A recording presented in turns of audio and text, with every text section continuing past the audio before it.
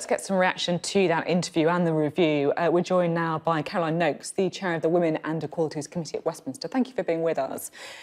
We just heard there some of the details of Lady Dorian's review into making the whole justice system easier for victims of rape and serious sexual offences. Would you like to see some of these changes apply throughout the UK? Well, I think it's important to reflect that Scotland has a separate justice system, but it's absolutely crucial that we find effective ways to support victims through the criminal justice system, whether they be male or female. And there have been good initiatives put in place, the independent sexual violence advisors who are supporting complainants through the whole process and being with them in court. But I think there are some really significant problems about encouraging victims to come forward, making sure that police make referrals to the CPS, making sure that the CPS has the confidence to take things to trial, that we see not just more convictions, but more prosecutions. You won't get the convictions without the prosecutions in the first place.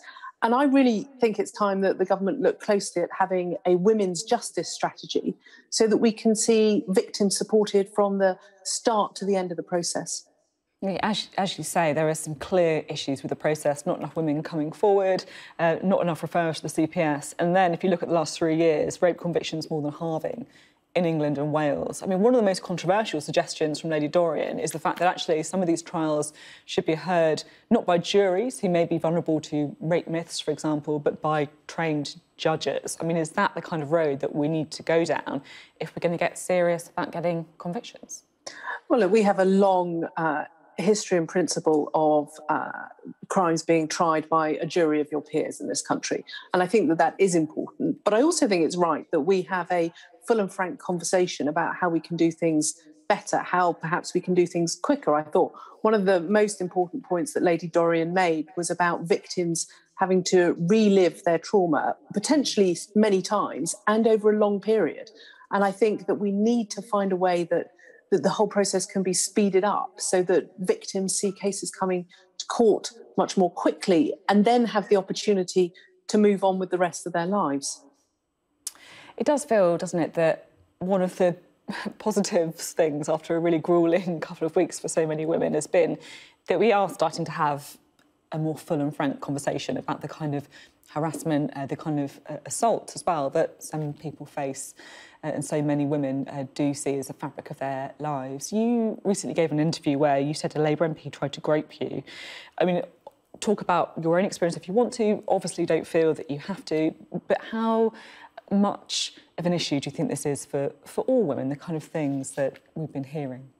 It's too common in every walk of life, in every, and this will be shocking for people to hear, in every school playground, in every university, in every workplace. This is going on far too often. And when you read the statistics about the number of young women that have been subject to sexual assault or harassment, they're horrific.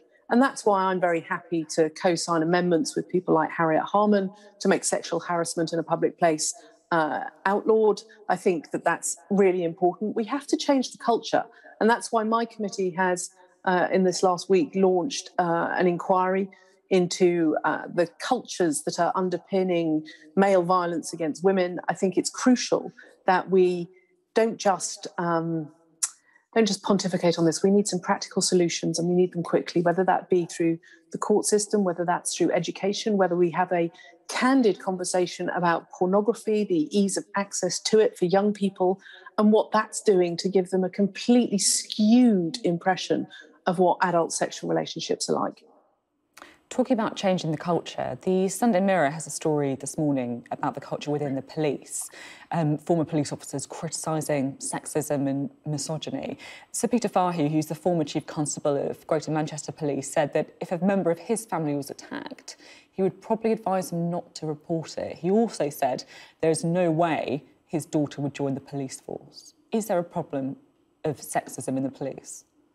Well, I think that's a matter for the police themselves to investigate and look at. But reports like that, advising your children not to join the police, not wanting to report crimes, I think we have a really important job to do here, empowering women who are victims of crime to go to the police, to know that they will be believed, that they will have their cases listened to sympathetically. I know here in Hampshire Police, there are more than 100 officers working on this sort of crime, and it's treated with great sensitivity and care. But that's led by a female chief constable who is absolutely committed to doing that.